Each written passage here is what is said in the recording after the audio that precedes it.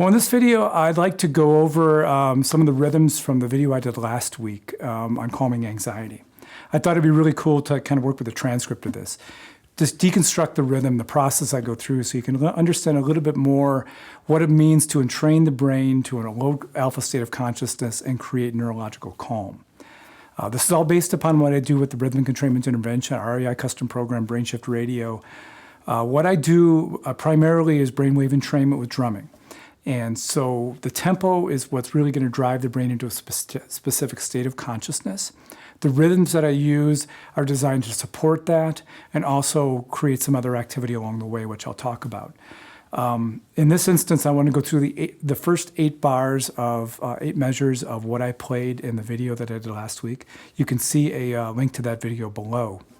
Just a note on musical notation, I'm only playing 4 notes. I'm playing a bass tone, I'm playing an open tone, I'm playing a slap tone, and I'm playing a muted tone, which is just a little patter.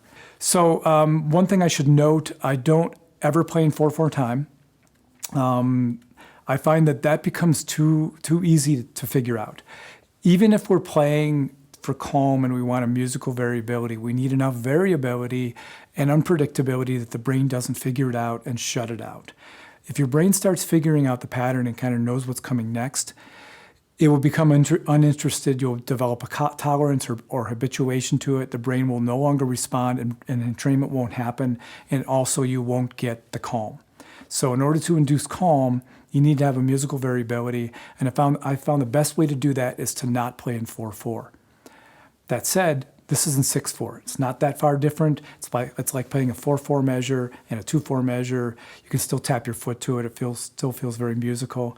But it throws the brain off of that pattern that we're used to, groupings of four beats, 4 beats, 4 beats, 4 beats. It makes you think just a little bit, but it still feels very familiar and comfortable. So the first measure I'm going to play, I'll play it slowly, you can kind of hear what it sounds like. This is the setup. This is what I'm going to do to set up the session, and everything else I do in this transcript is built off of this. This is the theme that we create, and everything else are variations. So this would sound like this.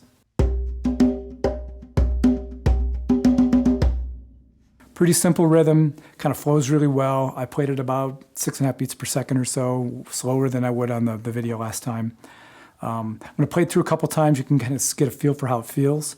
And you'll also notice that if I were just to play this rhythm without any changes for 5 minutes like I did last week, you're going to figure it out, you're going to get annoyed by it, it's going to be too regular. Even though it's in 6/4, you're going to go, I don't want to listen anymore. So I'm just going to play it for a few times through. You can kind of see where at some point it becomes so familiar that you're like, okay, enough already. So here.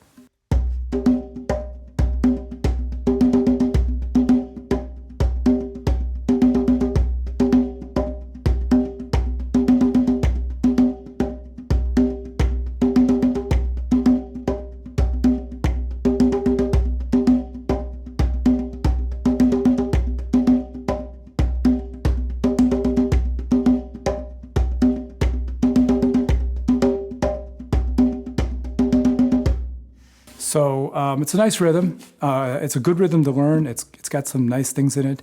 If you look at the sticking pattern that I have on the transcript, you'll notice I'm doing something very unusual. Most people who play a constant pattern of drumming will keep alternating. It'll be right, left, straight through. I don't do that. I play groupings. So if you were to analyze this, you would notice there are 2 groupings of 5 within this pattern. And you'll notice the sticking patterns work accordingly. That's an important thing to note because that's going to drive some of the variations I do down the road, and that's why I do it. I'm really interested in groupings of 5s and 7s, any combinations of 2s and 3s, because I think it does something interesting.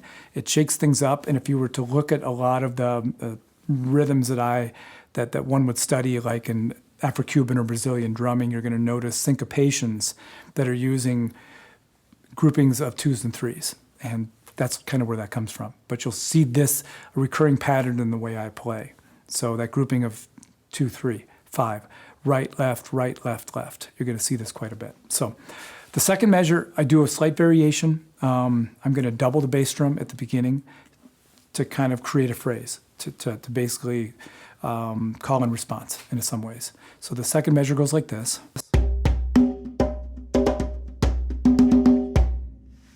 I'll play it a couple times through. You'll notice again that 5 is there.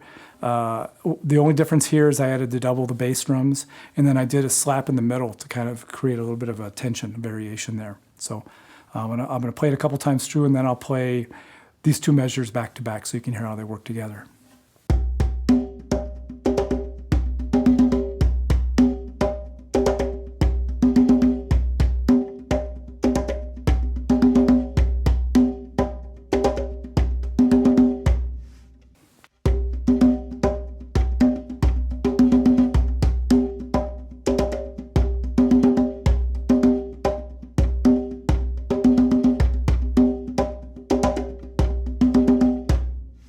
So those are those 2 measures.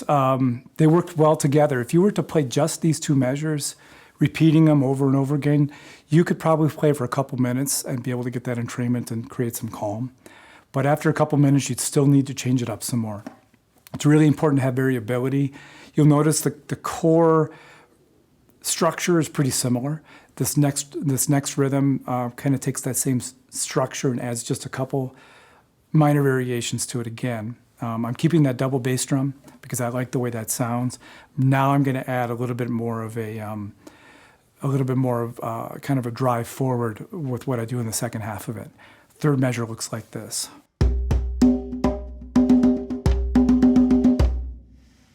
So I'll play that a couple times through. You can see how that kind of, the way that second half of that kind of builds and moves forward a little bit more.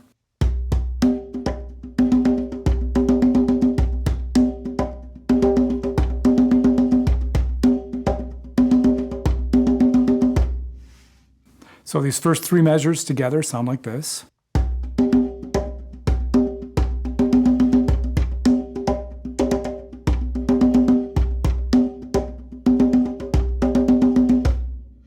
It's kind of a nice little pattern, kind of telling a story, kind of moving forward. The 4th measure finishes up this phrase. So basically think in terms of musicality as being 2, 4, or 8 bar phrases.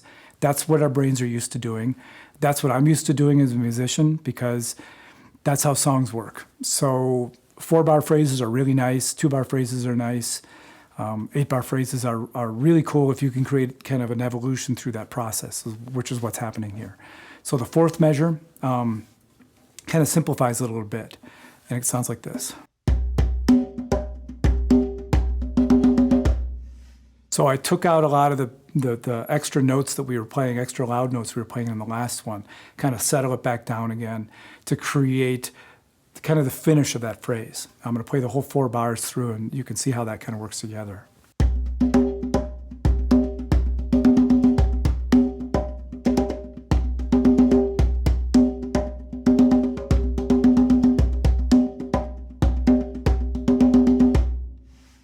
It's a nice phrasing. Again, you take this as a phrase, you could go a long way with it. There's enough variation. What ends up happening in the brain is it's looking forward to what's happening next because there's familiarity in the first half. The first half is almost the same through all of these. The first measure is the only one that's slightly different.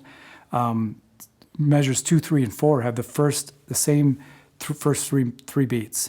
It's the second 3 beats that things change up. That creates this comfort and variation that the brain likes in order to be calm. Now, this is where it gets interesting because the 5th measure, I want to shake up the nervous system a little bit. I don't want the listener to become complacent and start thinking that, on a neurological perspective, that I've got this figured out. So I'm going to take that 6/4 measure and I'm going to turn it into a 7/4 measure by creating a little bit of a variation in the center to push things out a little bit. And what this does is it shocks the system just a tiny bit to pay attention again, because we want to make sure the brain stays engaged in order to get that entrainment to happen. Okay, 5th measure, like I said, is in 7/4 time, and it sounds like this.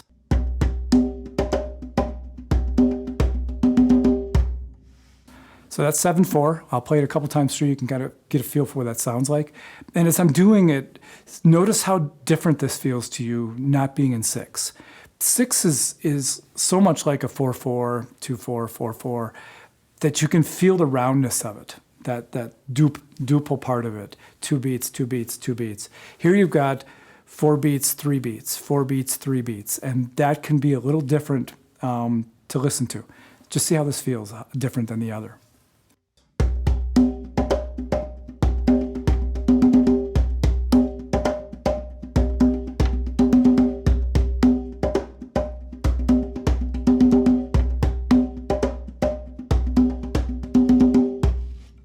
It's just a little different than 6/4, and when I put it in the whole composition, it's going to feel even more strange. And I'll do that right now here.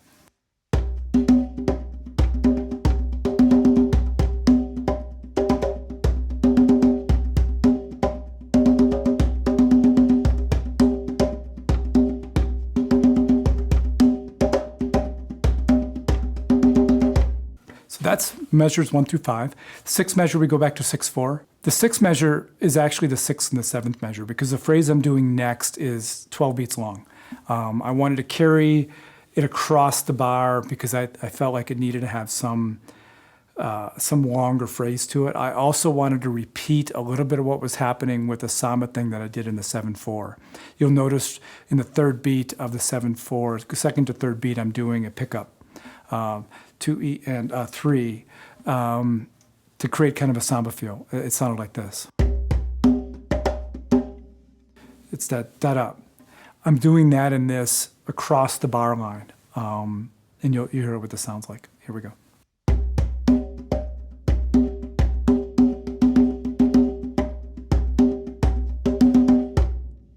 So you've got that Samba thing happening across the bar line. So this 6 and 7 are actually one phrase. They're one 12-beat phrase to kind of speak back to the 7/4 and kind of move us forward. And so I'll play that again, and you can kind of hear what I'm talking about with that pickup beat.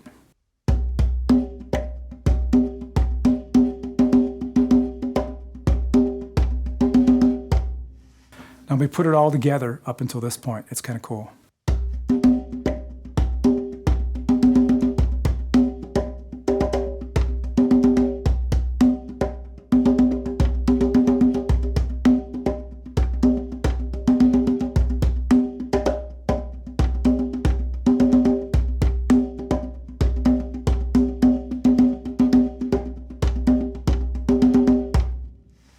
So it's got a nice phrase to it. You hear the evolution of the rhythm, and I'm speaking back to different pieces. Now this is where it gets really interesting because at this point, it all feels pretty much normal. You can tap your foot to it. It's in a 4 denominator beat, so 1E and a 2E and a 3E and a 4E and a, whether it's in 6 beats or 7, you can still tap your foot and it stays right in time. So for those musicians out there, drummers who are used to playing in regular 4/4 time, this doesn't feel that different. Yeah, 6/4 is a little weird because you don't necessarily know where the downbeat is. 7/4 can really throw you off if you're counting in 4, but you still can keep tapping on the downbeats. And so you always find yourself back down to the 1 at some point. I don't want to do that. I don't want that to happen all the time. I need the brain to engage at another level. And so what I'm going to do on the 8th measure is I'm going to play a rhythm in 21/16. So take your 6/4 measure that I've been doing. That's kind of the foundation of this whole composition. 6/4 is actually 24/16. If you were to multiply the 6 by 4 and the 4 by 4, you end up with 24/16. I'm going to cut 3 notes off of that, and I'm going to turn it into 21/16. I want to do that because I want to keep you from tapping your foot. I don't want you to be able to tap your foot and then end up on a downbeat. And I do it in the context of the music, and I can't tell you the number of times I get complaints from drummers out there say, you're out of time, you can't play, well, your time sucks. No, I'm not playing in 4/4. And not only that, I'm not playing in a 4 denominator, which means if you're tapping your foot, if you're used to 4/4, it's going to sound like I missed something. It's going to sound like I screwed up because I'm not playing in 4, and I've taken 3 beats out of it, and now your downbeat, your foot is not tapping anymore to the downbeat, and you're going, what happened? It's because and that's the reason I do it. So this measure is kind of cool. Here's you're going to see that 5 beat I talked about, 1 2 1 2 3, 1 2 1 2 3. You're going to see that here. I'll play it really quickly for you here.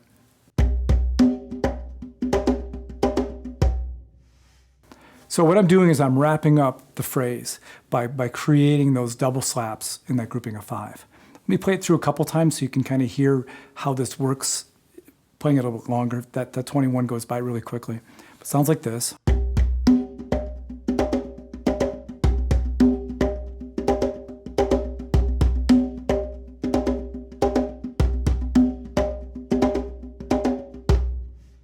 Just to break that 5 down for you, the last half of the beat, if you were to take a look at the transcript, you're going to notice there are 6 beats, right, left, right, left.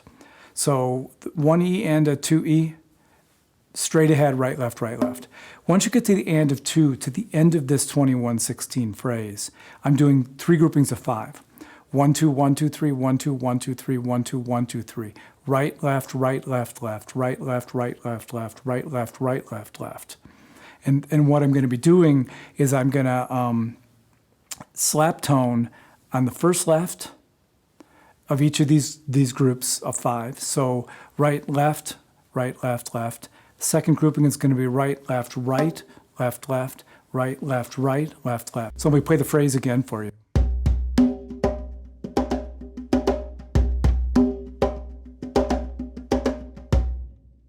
Put it in the whole context of the entire phrase. I'm going to go through this measure back into the beginning. I won't play the whole phrase twice, but I want you to hear what happens when I go from the 6-4, 6-4, 6-4, 7-4, 6-4, 6-4, 21-16 back into the 6-4. You're going to see how this phrase kind of works. It's an evolution. There's the theme, the variations, and the variations get kind of bizarre in the middle to throw things off a little bit. But hopefully you'll hear the musicality of it. If you want to play this yourself, definitely download the transcript below. The sticking is there, the notation is there. Go slow, you'll figure it out. It's not that complicated. So here we go, all the way through the section, going back to the first measure so you can hear how it resolves.